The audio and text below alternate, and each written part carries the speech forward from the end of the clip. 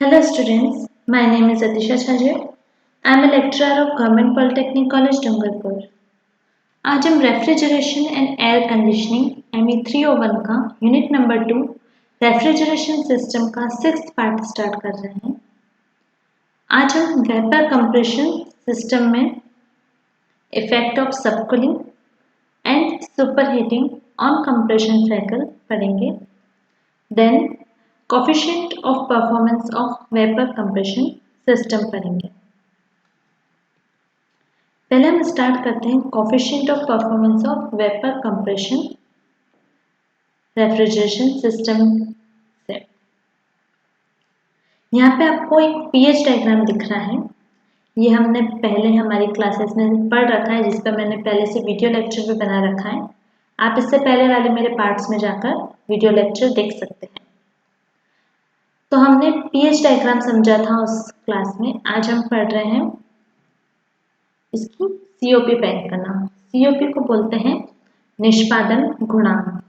ठीक है, तो किसी रेफ्रिजरेशन सिस्टम की सीओपी का फॉर्मूला होता है refrigerating effect divided by work done. ठीक है, तो यहाँ पे हम देखते हैं फ्रॉम द प्रोसेस 1 to 2 यहाँ पे कंप्रेशन हो रहा है।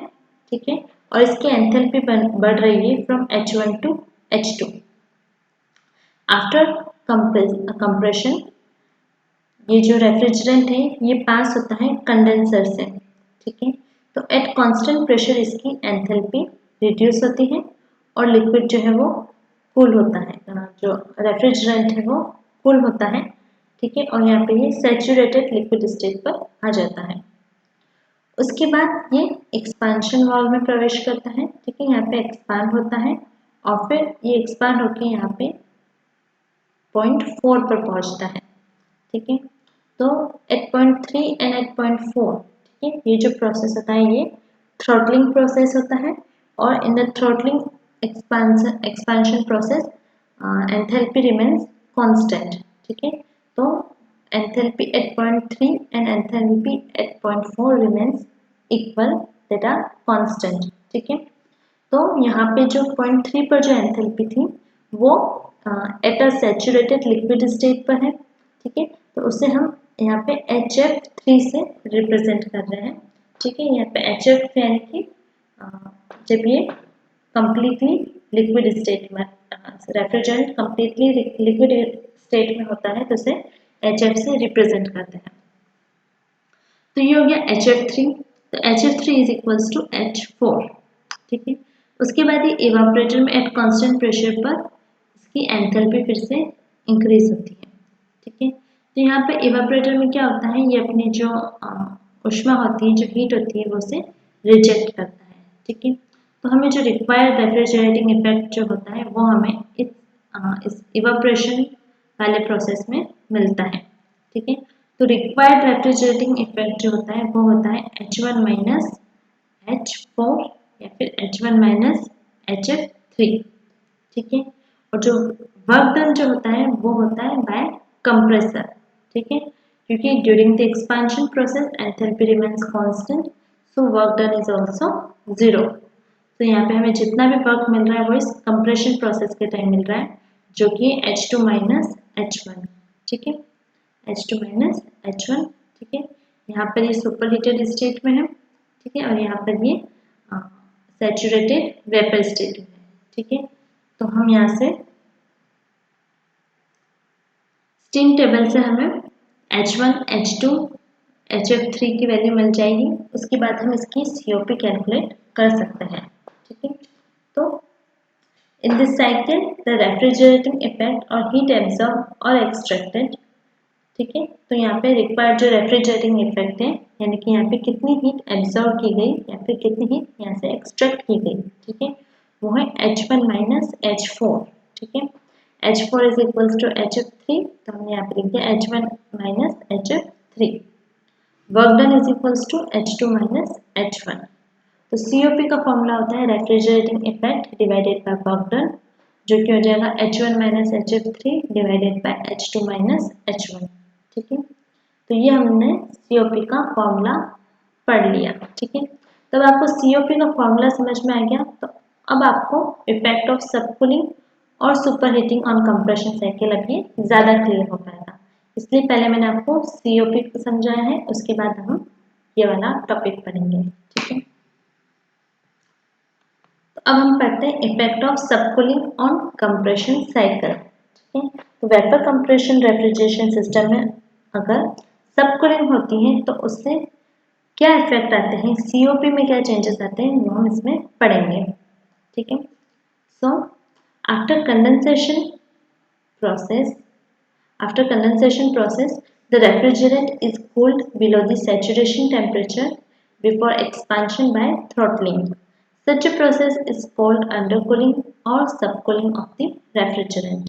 ठीक है, तो कंडेंसेशन प्रोसेस के बाद, ठीक है, ये एक्सपांशन इसका लिक्विड रेफ्रिजरेंट का एक्सपांशन होता है। ठीक है, लेकिन जब इसका कंडेंसेशन होता है, ठीक है, तो जो लिक्विड रेफ्रिजरेंट है वो और भी ज़्यादा कूल हो जाता है। ठीक है, ये सैचुरेशन टेम्परेचर से भी ज़्यादा कूल हो जाता है। ठीक है, before going into expansion process, so that liquid is that refrigerant is known as subcooled और अंडरकूल्ड लिक्विड। ठीक है, जैसे कि ये है हमारी एक्चुअल साइकिल। ठीक है, ये हमारा एक्चुअल pH डायग्राम है। ठीक है, तो यहाँ पे ये कंडेंस्ड हो रहा है फ्रॉम 3 to 4। ठीक है, तो यहाँ पे ये सैचुरेटेड लिक्विड स्टेट पर आ गया। लेकिन अगर इसे और ज़्यादा कूल कर दिया जाए, ठीक है, विच इज़ इसका ज़्यादा सैचुरेटेड लिक्विड से भी और ज़्यादा इसे कूल कर दिया जाए, तो इसकी जो एंथैल्पी है वो H4 से H4 डैश हो जाती है। ठीक है, तो यहाँ पे इसे और ज़्यादा कूल कर दें तो ये इतना, ये जो मोर कूलिंग हो गई है, इसे बोलते हैं सबकूल्ड रीजन। ठीक है, और इस लिक्विड को बोलते हैं सबकूल्ड लिक्विड। ठीक है,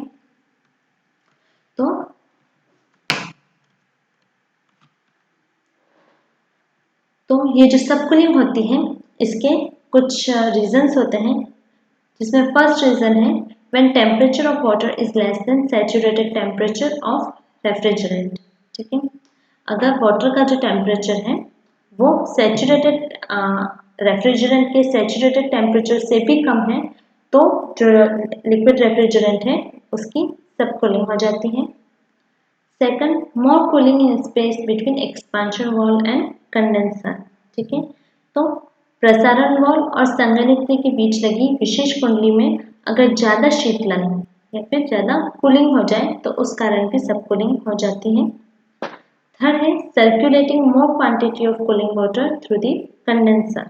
ठीक है, तो जब संघनित्र में प्रवाहित शीतलन जल की मात्रा ज़्यादा हो तब ये सबकूलिंग हो सकती है।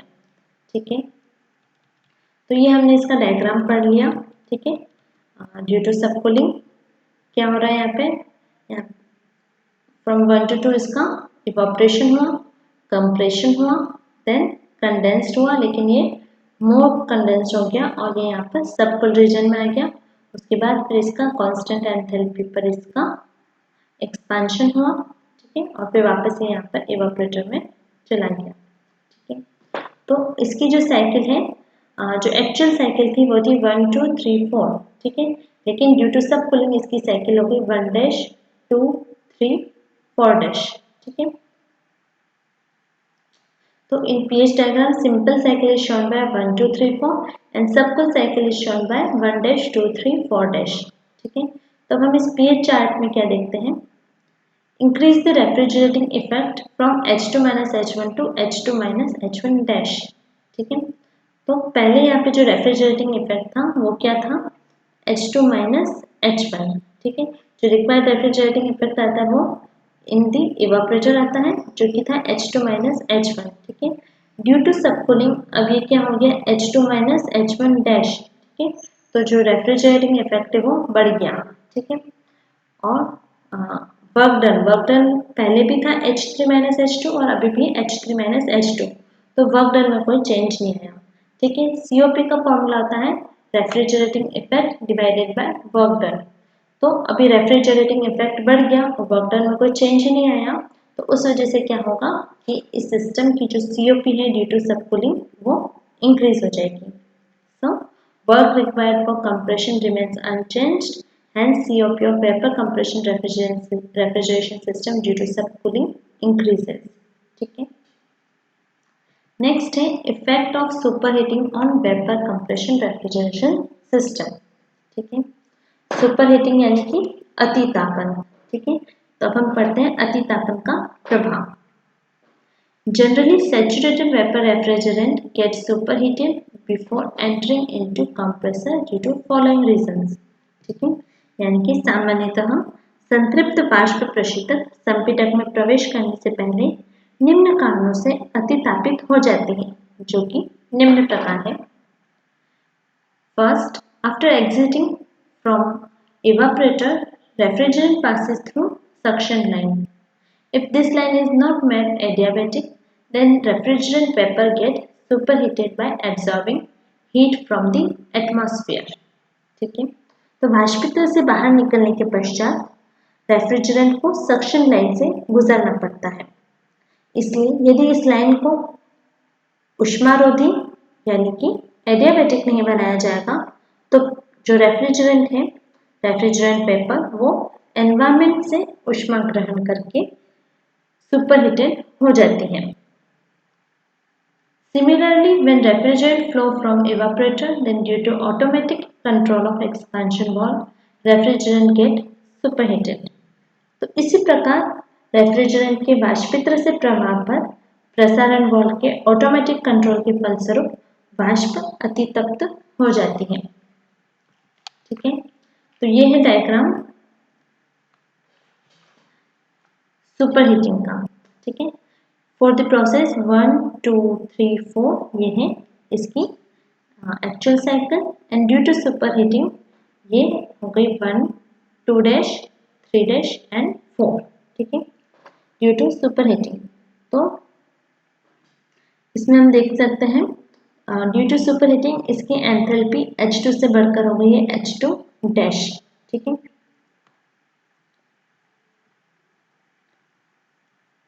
So in pH diagram, simple cycle is shown by 1, 2, 3, 4 and superheated cycle is shown by 1, 2, 3 and 4.